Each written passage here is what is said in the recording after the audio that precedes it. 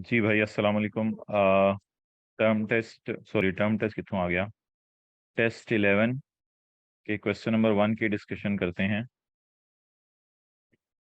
Following are the extracts from the draft. अच्छा, सबसे पहले देखें सवाल की रिक्वायरमेंट क्या थी। सवाल की रिक्वायरमेंट है बैलेंस शीट के अंदर आपने जो है वो सीआरई बताना है, एनसीआई बताना है, इन्वेस्टमेंट इन एसोसिएट बताना है, working 7, goodwill, current assets, current liabilities and purchase consideration payable. ये डी कहाँ से आ गया है? Purchase consideration payable. तो ये चीज़ें आपने बतानी है। ठीक है जी, कोई मसला नहीं। इसका मतलब है पहले बैलेंस शीट टाइप सवाल है। तो एसोसिएट की चीज़ें तो वैसे ही काटते हैं, तो एसोसिएट की चीज़ें हमने काट दी। ये वर्किंग 5 में जाना है और ये वर्किंग 5.1 में जाना है। इसके बाद फिलहाल आप हजरात ये वाली फिगर्स भी काट दें, क्योंकि अभी हमें सवाल किसका आया है, पी एंड एल का या बैलेंस शीट का? बैलेंस शीट का। तो इसलिए इन वाली चीज़ों को काट दें। बाकी अल्लाह का शुक्र है वर्किंग 6 हुई भी है। ये 1260, 280 और 80, ये वर्किंग 6 हुई भी है। ओपनिंग आ रही, dividend, profit for the year वगैरह सब हुआ हुआ है। अच्छा जी, नाउ लेट्स स्टार्ट। अब जी एडजस्टमेंट्स, बैलेंस शीट में करंट एसेट्स और करंट लाइबिलिटीज अनएडजस्टेड दी हुई हैं। अच्छा, जब हम सीआरई का अकाउंट बनाएंगे तो जब हम सीआरई का अकाउंट बनाएंगे तो ये वर्किंग नंबर कौन सी बनेगी? वर्किंग नंबर 3 में इसको ले जाएंगे और वर्किंग नंबर 2 में इस क्लोजिंग आरई को ले जाएंगे। और वर्किंग नंबर 7 में देख लेंगे, क्लोजिंग माइनस प्री से खेलना हुआ क्लोजिंग माइनस प्री से खेल लेंगे, पोस्ट से खेल लेंगे, जैसे भी करना हुआ कर लेंगे। अच्छा, ये करंट एसेट्स और करंट लायबिलिटीज का बैलेंस है। इन दोनों बैलेंसेस को काट देंगे क्योंकि ये बैलेंसेस उसके हैं एसोसिएट के। तो अब अगर बैलेंस शीट में मैं देखूं, आपको पता है सीआरई का मुझे बैलेंस मिल गया स्टार्टिंग, जो पीआरई है। एनसीआई आपको पता है मैंने बना लेनी है, वर्किंग 1 से वो फिगर निकल आएगी। और इन्वेस्टमेंट इन एसोसिएट का डाटा भी अवेलेबल है, गुडविल भी वहीं से निकल आएगी। करंट एसेट्स करंट लाइबिलिटीज के अनएडजस्टेड बैलेंसेस अवेलेबल हैं और परचेज कंसिडरेशन पेएबल भी अवेलेबल है, वो निकाल लेंगे। तो सबसे पहले जी ये अकाउंट्स ओपन कर लेते हैं हम, ताकि इन फिगर्स को हम बैलेंस शीट में शो करने के काबिल हो जाएं। तो ये जी हमने अकाउंट ओपन करने थे। अब ऑब्वियसली पूरा सवाल तो मैं आपको नहीं करा रहा। अ,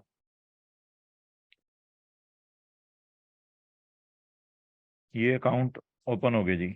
ये वर्किंग 1 ओपन हो गई।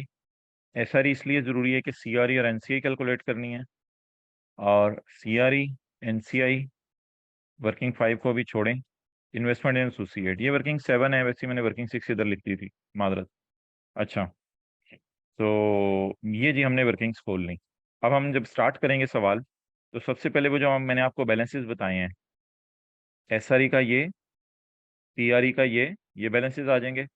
उसके बाद जो है वो आपके करंट एसेट्स और करंट लाइबिलिटीज के बैलेंस आ गए, ये और ये बैलेंस शीट हमने बनाई है। सिर्फ रेलिवेंट चीजें करंट एसेट्स और करंट लाइबिलिटीज, डन यहाँ तक? ओके, चलें ठीक है, आगे चलते हैं। अब जी पहली एडजस्टमेंट पढ़ते हैं। वैसे डन किसी ने किया नहीं, मैंने ज्यूम कर लिया। पहली एडजस्टमेंट पढ़ते हैं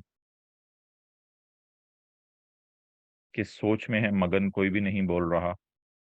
ये बरकत के लिए तो नहीं लगाई हुई मीटिंग? शुक्रिया Ahmad Bajwa. Additional information, on यकम जुलाई 2019, अब बैलेंस शीट के एंगल से चीज़ों को देखना है। ऑन यकम जुलाई 2019 टीएल एक्वायर्ड, जी शुक्रिया, TL acquired 60% shares in PL, PL is subsidiary for an immediate cash payment. ठीक है, and will issue it's 30 million shares after 2 years of acquisition. तो शेयर इशू नहीं किए, बल्कि शेयर इशू करने का वादा किया है। थोड़े से पैसे ले लो, थोड़े से शेयर ले लेना, ये है। Total cash paid is ₹870 million, जिसमें 20 मिलियन पड़ा है प्रोफेशनल फी। अब जब हम वर्किंग 1.1 स्टार्ट करेंगे, तो एज पर क्वेश्चन इन्वेस्टमेंट्स यही होंगी फिर 870 की, जो टोटल कैश पेड है। तो सवाल में दी तो नहीं हुई, लेकिन उसने बताया टोटल कैश पेड इज 870। तो फिर अकाउंटेंट ने 870 से शुरू किया होगा, ये 870 आ गया। इसमें से लेस कर देंगे प्रोफेशनल फीस 20 की। इसकी एंट्री हो जाएगी CRE debit investment credit. Investment credit मैंने आपके सामने कर दी है, सीआरई को जाके हम कर देते हैं जी डेबिट। सीआरई साहब तशरीफ लाएं जी। जी सीआरई साहब हाजिर खिदमत है। ये 20। नेक्स्ट, इसके बाद ये फिगर आ गई 850 की। अब शेयर इशू किए या शेयर इशू करने का वादा किया, शेयर इशू करने का वादा किया, तो no counting has been done for share issue. Share issue की अभी तक एंट्री नहीं की, तो शेयर इशू की एंट्री हो जाएगी 2 साल बाद इशू करने हैं, अभी एंट्री हो जाएगी investment debit purchase consideration payable credit. और ये एंट्री किस अमाउंट से होगी? ऐड थोड़े से शेयर ले लेना, इससे होगी। अब क्वांटिटी है शेयर्स की जी, अल्लाह आपके साथ वाले का भला करे, 30 मिलियन शेयर्स। जरा ये टीएल ना पेरेंट है, एनपीएल ऑन यकम जुलाई 2019 was 16.5। 30 इंटू 16.5 क्या जवाब आया? 495। तो ये 495 हो गया इन्वेस्टमेंट डेबिट और परचेज कंसिडरेशन पेएबल क्रेडिट। ये फिगर क्या आगे नीचे इन्वेस्टमेंट की? ओहो, इतना टाइम तो नहीं है हमारे पास, चलो मैं खुद ही कर लेता हूँ कैलकुलेशन। 1345 ये इन्वेस्टमेंट की हमारी फिगर आ गई, और परचेज कंसिडरेशन पेएबल में सिर्फ चला जाएगा 495। अब जी परचेज कंसिडरेशन पेएबल को हम क्लोज करते हैं। इन्वेस्टमेंट्स हमारी देख लें, अल्हम्दुलिल्लाह ये आ गई 1345। ये मैंने यहाँ पे पोस्ट कर दी 1345। और परचेज कंसिडरेशन पेएबल हमारी आ गई 495। इक्विटी एंड लाइबिलिटीज में ये इक्विटी बनती है। सीआरई एनसीआई के नीचे भी शो कर सकते हैं, ऊपर जैसे मर्जी कर दें, बस परचेज कंसिडरेशन पेएबल है, शेयर देने का वादा। नेक्स्ट, अच्छा ये सब्सिडरी के शेयर्स की मार्केट प्राइस दी हुई है, ये अगर एनसीआई को फेयर वैल्यू पे रखना हुआ तो फिर ये इंपॉर्टेंट होगी। और 6 महीने बाद की यानी साल के मिड की भी फेयर वैल्यू दी हुई है। ये इंशाल्लाह मैं बताता हूँ इसको क्या करना है। पी और एस के शेयर की, एस के शेयर्स की तो कुछ भी नहीं करेंगे, एस के शेयर्स की सिर्फ एक्विजिशन डेट की फेयर वैल्यू चाहिए होती है। एक लेटेस्ट अपडेट है सादिक खान, खामोश कराना पड़ेगा। अच्छा नेक्स्ट जी, अभी हम बैलेंस शीट का सवाल कर रहे हैं। PL receive 50 million 8% long term loan from TL. Subsidiary ने पेरेंट से लोन लिया at the date of acquisition. Interest is payable per annum at start of next year. Interest पे होना है अगले साल के पहले दिन। इसका मतलब है पूरा का पूरा interest receive purchase consideration payable को वर्सेस वाली कैलकुलेशन से गुजारेंगे। वर्सेस वाली कैलकुलेशन से तब गुजारेंगे परचेज कंसिडरेशन पेएबल को जब वो कंटिंजेंट हो सब्सिडरी की परफॉर्मेंस पे। ये शेयर इशू करने का वादा है। इसमें आप क्वेश्चन नंबर करें 17, 18, 19, 20, वो जो क्वेश्चन थे ना उनमें क्वेश्चन करें, वो वाला याद आ जाएगा। समझ आ गई बात? ये शेयर इशू करने का वादा है, ये हिस्टोरिक प्राइस पे पड़ा रहेगा। और जब अगली एंट्री होगी, मैंने कहा था वो ये होगी purchase consideration payable debit share capital share premium credit. और ये उसी प्राइस पे होगी जिन प्राइसेस से हिस्टोरिकल पे रिकॉर्ड कर दिया। याद आ गया तो क्या कर दें। वर्सेस वाली कैलकुलेशन से तब गुजारेंगे जब कंटिंजेंट कंसिडरेशन पेएबल होगी, यानी उसकी सब्सिडरी की परफॉर्मेंस पे डिपेंडेंट होगी। ये हैंड रिटन पेज रिवाइज करें, 27 बात याद आ जाएगी। ओके, अच्छा जी, अब इंटरेस्ट बनता है आपका 50 इंटू 8%। कितना बन गया? 4 बन गया। 4 बन गया। ये 4 रिसीवेबल पेएबल में पड़ा होगा। द रीजन इसके interest is payable at the start of next year. तो ये 4 आपने रिसीवेबल पेएबल से उड़ाना था। तो जी करंट एसेट्स और लाइबिलिटीज में आके 4 हमने रिसीवेबल और पेएबल से उड़ा दिया। तो क्योंकि अभी मैं बैलेंस शीट के एंगल से सवाल कर रहा हूँ, तो रिसीवेबल पेएबल मैंने उड़ा दिया। Next, 50 into 8%, 4। At the acquisition date, there was no difference in carrying value and fair value of PL net assets except the following. Fair value of PL inventory exceeded the value by 25 million. Inventory debit, surplus in working one credit, inventory debit current assets में, और surplus in working one credit done. Okay. It was sold before year end. Subsidiary ने सब कुछ बेच दिया है। जो काम हम वर्किंग वन में कर चुके, बाद में वो सब्सिडरी भी कर ले, तो सब्सिडरी ने उस काम को रिवर्स कर देना है। इस गेन को हम भी रिकॉर्ड कर चुके थे, सब्सिडरी ने भी कर लिया अपने जीपी में बुक। तो ऐसी सूरत में हम सब्सिडरी की किताबों में उल्टा देंगे SRE debit inventory credit.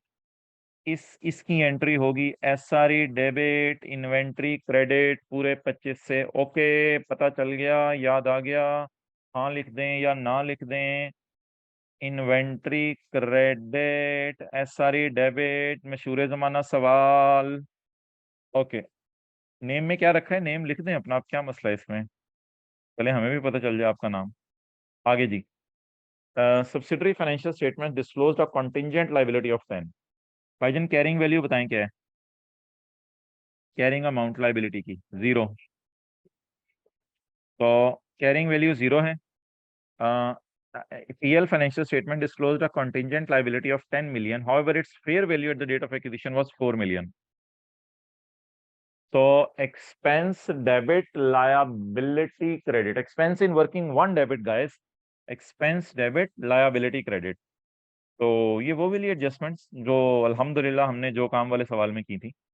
Expense in working one debit and liability credit, liability credit, liability credit, ये लायबिलिटी क्रेडिट हो गई। अच्छा जी, अब देखते हैं जी सब्सिडरी ने क्या किया। भाईजान IAS 1037 आप लोगों ने पढ़ना शुरू कर दिया है? और बोलें IAS 1037 पढ़ना शुरू कर दिया है? जी शुक्रिया। अब मैं अगली एडजस्टमेंट बड़े कॉन्फिडेंस से पढ़ सकता हूँ। कंटिजेंट लाइबिलिटी किताबों में आपको पता है डिस्क्लोज हुई होती है, रिकॉर्ड नहीं हुई होती। सब्सिक्वेंटली एट ईयर एंड, बाद में पीएल लॉयर कौन है? अब हाँ, सब्सिडरी का लॉयर, उसने अंदाजा लगाया that there is a high chance of losing the case. उसने क्या हाई चांस है केस लूज करने का, और उसने भी प्रोविजन रिकॉर्ड कर दिए 1 मिलियन पर। जो काम बड़ा भाई कर चुका है, अब्बू को 4 गिलास पानी ला के देना था, ले चुका है, छोटा भाई भी 1 गिलास पानी ले आया, तो छोटे भाई को वापस भेज देंगे। याद आ रहा है? छोटे को वापस भेजें। तो अब आप क्या करें? अब आप एक एंट्री करें सब्सिक्वेंटली। वो एंट्री क्या बनेगी? वो एंट्री बनेगी एक्सपेंस क्रेडिट लायबिलिटी डेबिट। ये उसकी सेपरेट फाइनेंशियल स्टेटमेंट्स के अंदर हम जो है वो एडजस्टमेंट कर रहे हैं। लायबिलिटी जो सेपरेट फाइनेंशियल स्टेटमेंट जो वो एंट्री कर चुके हैं उससे उल्टा रहे हैं, लायबिलिटी डेबिट और एसआरई क्रेडिट। तो 80% का मतलब सिर्फ ये था कि उसके केस हारने का अब हाई चांस है, तो हाई चांस है तो उसने कोई ना कोई लाइबिलिटी फिर बुक की अपनी सेपरेट फाइनेंशियल स्टेटमेंट में। तो वो काम जो हम 4 मिलियन से कर चुके हैं रिकॉर्ड, वो अगर बाद में 1 मिलियन से रिकॉर्ड कर ले तो 1 मिलियन वाले को उल्टा दें, क्योंकि वर्किंग वन वाले को नहीं उल्टाया जाता।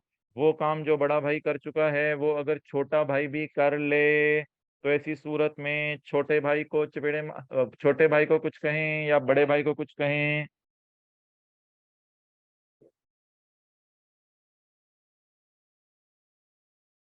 अच्छा जी, आगे चलें।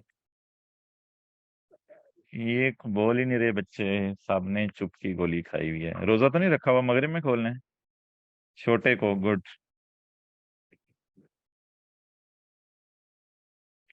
तो liability debit SRE credit.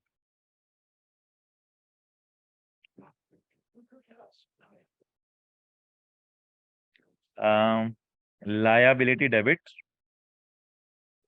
And SRE credit. जबरदस्त है, तो सही जा रहा है सवाल। आगे चलें। ऑन यकम जनवरी 2020 साल के मिड में parent acquired 15 million shares in LL by share exchange of 1 share of PL for every 2 shares of LL। अल्लाह अकबर, भाई टाइम ना जाया करो। मैं आपको एडजस्टमेंट दिखा के फिर सोल्यूशन करवा रहा हूँ, और ये सवाल भी मैंने बनाया हुआ, सोल्यूशन भी मैंने बनाया हुआ। तो अच्छा यार, ये क्या हारिस।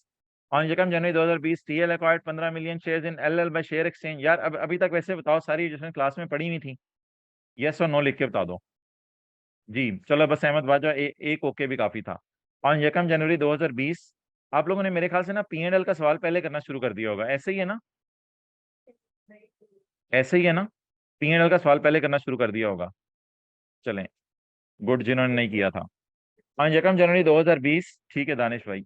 ऑन यकम जनवरी 2020, TL acquired 15 million shares in LL by share exchange of 1 share for every 2 shares of LL. This transaction has been not been recorded in financial statements. तो हमने 15 मिलियन शेयर एक्वायर किए हैं एसोसिएट के, नीचे रखेंगे associate के, ऊपर रखेंगे पेरेंट के। तो 15 divided by 1 share of TL, TL कौन है? पेरेंट।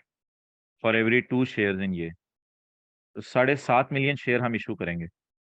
जब ये 7.5 मिलियन शेयर हम इशू करेंगे तो investment in working 7 at cost आ जाएंगी, और क्रेडिट हो जाएगा शेयर कैपिटल और शेयर प्रीमियम। तो हमने कैश नहीं दिया, हमने शेयर दिए हैं।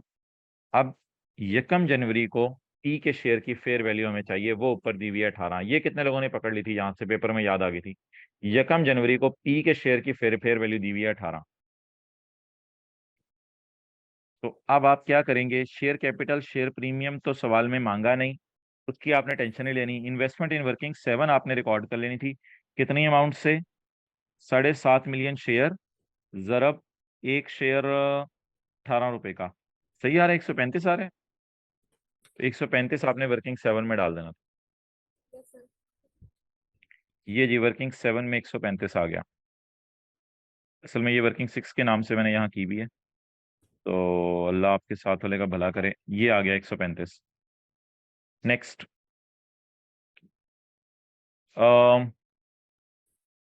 During the year parent P नहीं, पीपीएल तो वो सब्सिडरी है। Subsidiary sold goods costing 350 for 500। तो असल में 500 की बेची है, 350 इसलिए गिवन है ताकि हम मार्कअप मार्जिन निकाल लें। तो 350 वाली चीज 500 में बेची, तो 350 डिवाइडेड बाय 500 नहीं करेंगे, 150 का प्रॉफिट है। 150 डिवाइडेड बाय 500 इंटू 100। बताएं जी मार्जिन कितना आ गया? मार्जिन, मार्जिन आ गया 30%। तो मार्जिन मिसिंग था। मार्कअप भी निकाल सकते थे। मार्कअप निकालने का तरीका था 150 को डिवाइड कर दें 350 से, मार्जिन निकल आया। ₹160 million of these goods were held by TL on 30 जून 2020। तो आसान सी एडजस्टमेंट थी। अब सोल्ड की फिगर आ गई 500, अनसोल्ड आ गया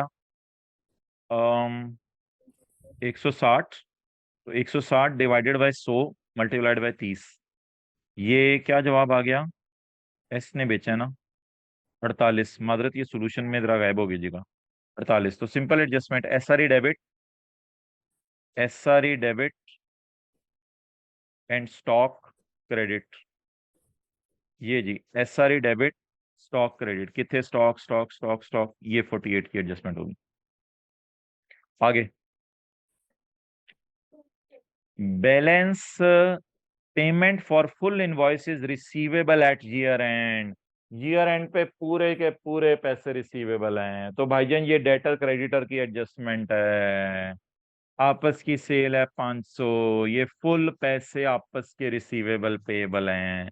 तो आप 500 को करंट एसेट्स में से भी निकाल दें और करंट लाइबिलिटीज में से भी निकाल दें। ये कितने लोगों ने की थी आसान सी एडजस्टमेंट? 500 को करंट एसेट्स में से भी निकाल दें, करंट लाइबिलिटीज में से भी निकाल दें। जी Ahmad Bajwa, good. Okay, next,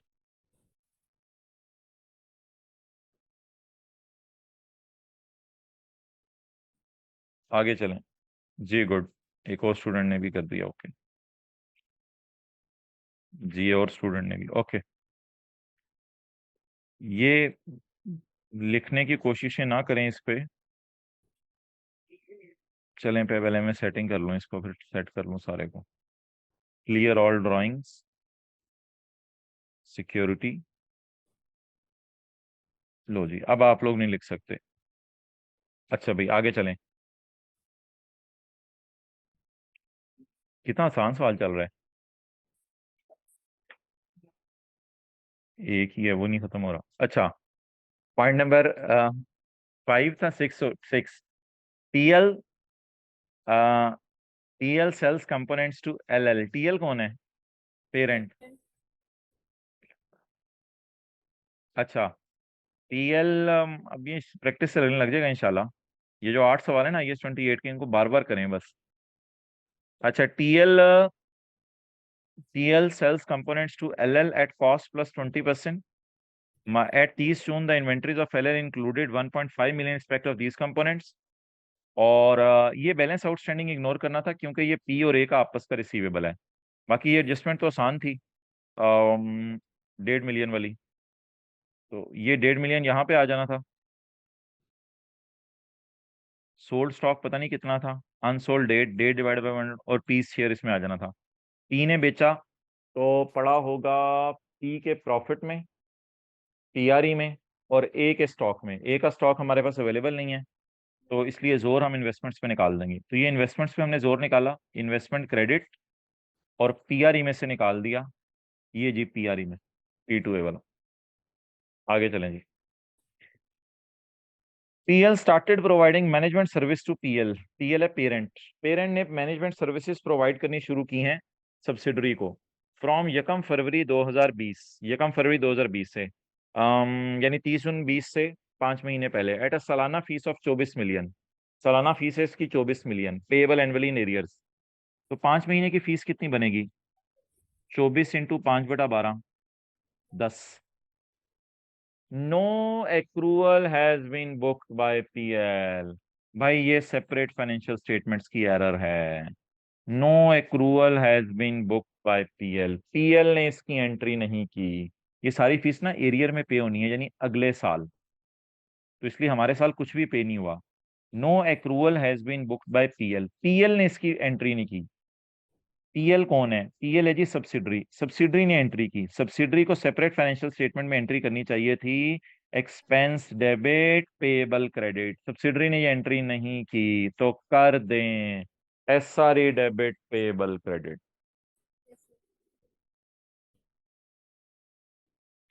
SRE debit और पेबल क्रेडिट, ये जी 10 रुपए।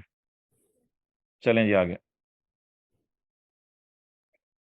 पेरेंट ने इसको, इस इनकम को सेल में डाल दिया है, पेरेंट ने एंट्री कर ली है। वैसे पेरेंट को सेल में नहीं डालना चाहिए था, पेरेंट को ना अदर इनकम में डालना चाहिए था, लेकिन सेल में डालें या अदर इनकम में डालें, इससे पेरेंट की अर्निंग पे तो कोई फर्क नहीं पड़ा ना। तो इंशाल्लाह P&L बनाते हुए ये हम सही कर लेंगे, P&L बनाते हुए ये सही कर लेंगे। पीएन ने इसको सेल में डाल दिया अदर इनकम की बजाय, तो बैलेंस शीट के एंगल से तो ऐसा कोई मसला नहीं है इसमें।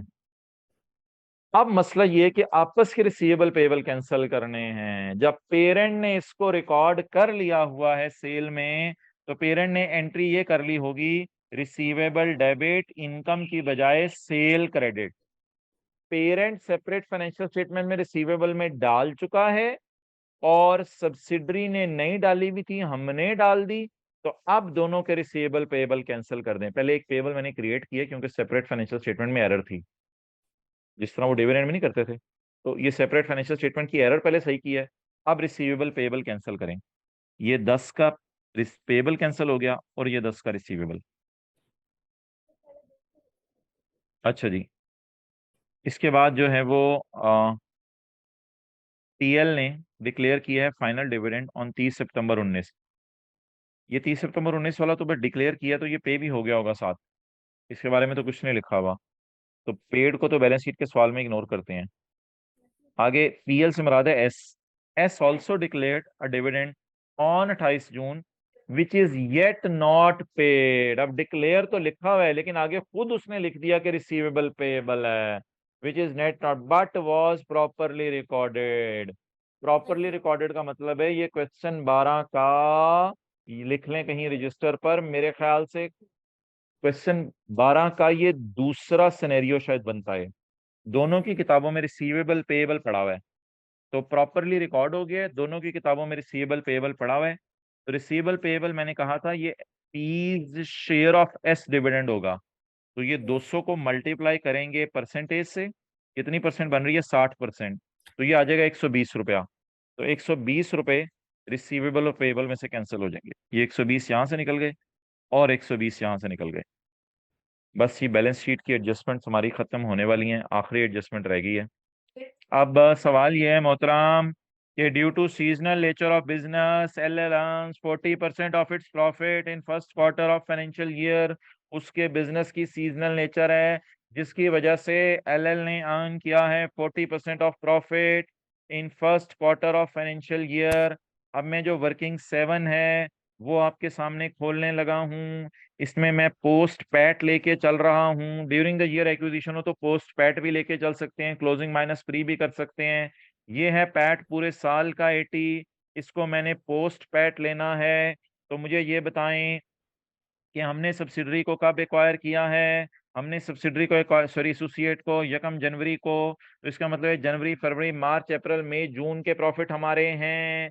Due to seasonal nature of business L earns 40% of profits in first quarter of year. इसका मतलब है बाकी 60% प्रॉफिट्स उसने आखिरी क्वार्टर में अर्न किए। तो ये अगर मैं 3 क्वार्टर बना लूं, 4 क्वार्टर बना लूं साल के, 1 2 3, तो हमारा साल शुरू हो रहा है 1 जुलाई 21 को, खत्म हो रहा है 30 जून 20 को। तो पहले क्वार्टर में उसने कमाया 40%। तो भाईजान अगले क्वार्टर में कितना कमाया होगा? 60%। अगले क्वार्टर में कितना कमाया होगा?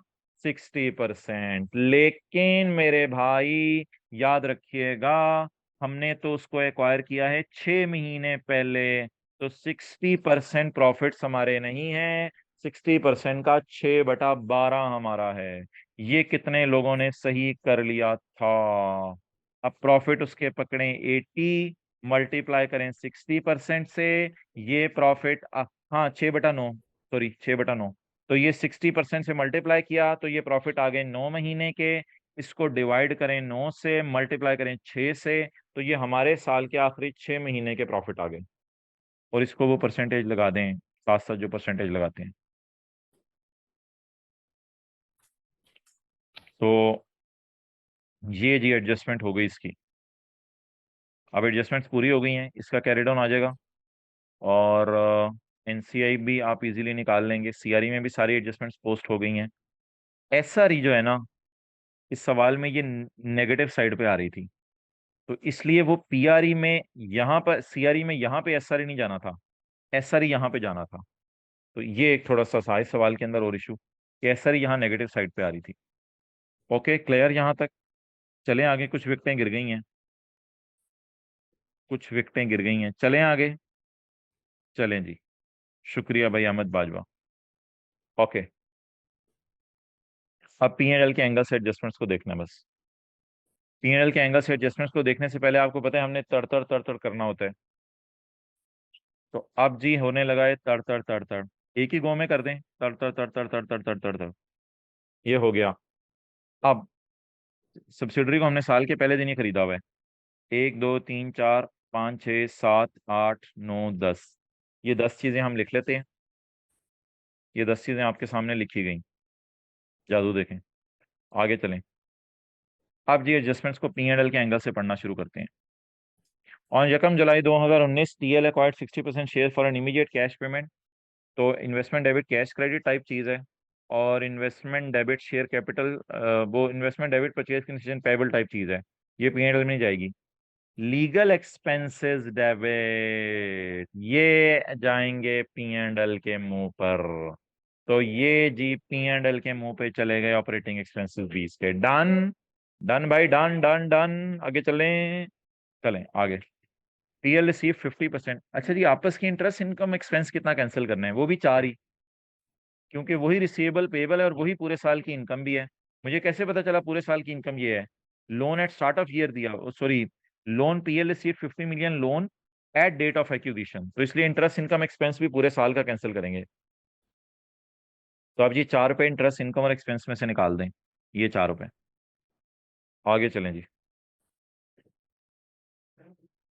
इसके बाद ये at acquisition date there was no difference. ये तो वर्किंग 1 टाइप होगी एडजस्टमेंट 25 मिलियन वाली। ये मेरे भाई मैंने आपको कहा था, आपने एसोसिएट का प्रॉफिट, सॉरी सब्सिडरी का प्रॉफिट कम करना है, जो काम तो ये खर्चा बढ़ाएंगे, कॉस्ट ऑफ सेल। एक तरफ खर्चा बढ़ाएंगे, दूसरी तरफ से हिट करेंगे वर्किंग 5, क्योंकि एसआरई टाइप एडजस्टमेंट है। तो खर्चा बढ़ा दें और हिट कर दें वर्किंग 5। अब ये अमाउंट कितनी थी? 25 की। ये कॉस्ट ऑफ सेल बढ़ गई 25 से, और ये वर्किंग 5 हिट हो गई 25 से, ये वाली। आवाज ड्रैग हो रही है। चलो, ड्रैग होकर ड्रॉप भी तो हो रही है ना, रिकॉर्डिंग में मेरे ख्याल से सही आ जाएगी। चलो अब मैं दोबारा बोलता हूँ। तो अब भाई आपको पता है कि ये मैंने कहा था जो काम वाले सवाल में कॉस्ट ऑफ सेल बढ़ा के प्रॉफिट कम करना है, तो कॉस्ट ऑफ सेल में ऐड कर दें और वर्किंग 5 हिट होगी। बाकी ये वाली जो एडजस्टमेंट है यहाँ तक, ये एक्विजिशन डेट वाली है, इसलिए इसको इग्नोर करें। एक्विजिशन डेट के बाद वाली एडजस्टमेंट देखते हैं।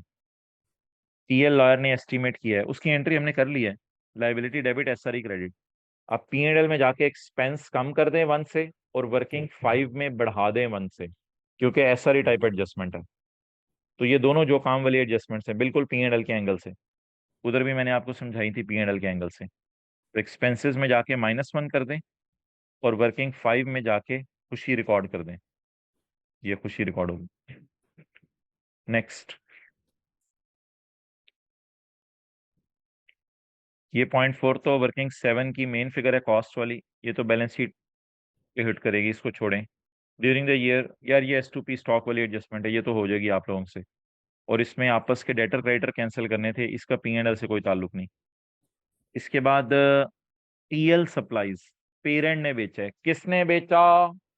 पी ने। किसने प्रॉफिट रिकॉर्ड किया? पी ने। कौन प्रॉफिट रिवर्स करे? P.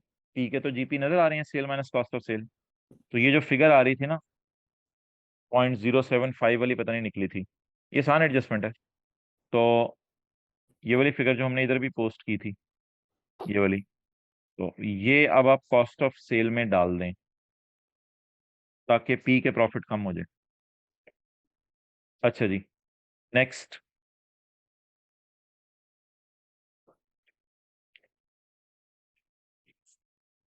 Next, TL started providing a management service to PL from यकम February at annual fees of 24 million, payable annually in arrears. No accrual has been booked by PL. PL की किताबों में accrual book नहीं हुई, भाई इसकी entry होगी। Parent की किताबों, वो सब्सिडरी किताबों में एक्रूवल बुक नहीं हुई, इसकी एंट्री होगी एक्सपेंस डेबिट पेएबल क्रेडिट। तो एक्सपेंस डेबिट करें जी 10 से जाके। एक्स जी, मैं उसको लेके चलता हूँ पहले। एक्सपेंस डेबिट करें जी जाके। तो ये जी एक्सपेंस डेबिट हो गया, अल्लाह आपके साथ वाले का भला करे। किधर एक्सपेंस डेबिट? 10 से, ये एक्सपेंस डेबिट हो गया। It will hit also working 5, क्योंकि एस के प्रॉफिट का मसला है। नेक्स्ट, और पेरेंट ने इसको अदर इनकम में नहीं डाला, सेल में डाला, तो सेल से निकालें। इसका पास पेपर क्वेश्चन 4 में एक एडजस्टमेंट आई थी, सेल से निकालें वो जो कंसोलिडेशन का था, और अदर इनकम में डालें। ये अदर इनकम में डाल दिया। अब खर्चों में आपस का खर्चा आ गया। हाँ, एरर अहमद वाजा, खर्चों में आपस का खर्चा आ गया, और इनकम्स में आपस की इनकम आ गई। अब इनको कैंसिल कर दें, तो ये कंसोलिडेशन की एडजस्टमेंट है, -10 -10। इसके बाद P's share of S dividend, मशहूर जमाना एडजस्टमेंट, क्योंकि रिकॉर्ड हो गए हुए हैं, तो P's share of S dividend हमने माइनस करना था। और उसके बाद वो जो वर्किंग थी ना हमारी ए प्रॉफिट वाली, उसमें भी कितने महीने का प्रॉफिट हमारा है, आखिरी 6 महीने का। तो 80 into 60%, 9 महीने का प्रॉफिट आ गया। ये फैक्टर लगाया, 6 महीने का आ गया, उसमें 30% हमारा। ठीक है जी, अस्सलाम वालेकुम।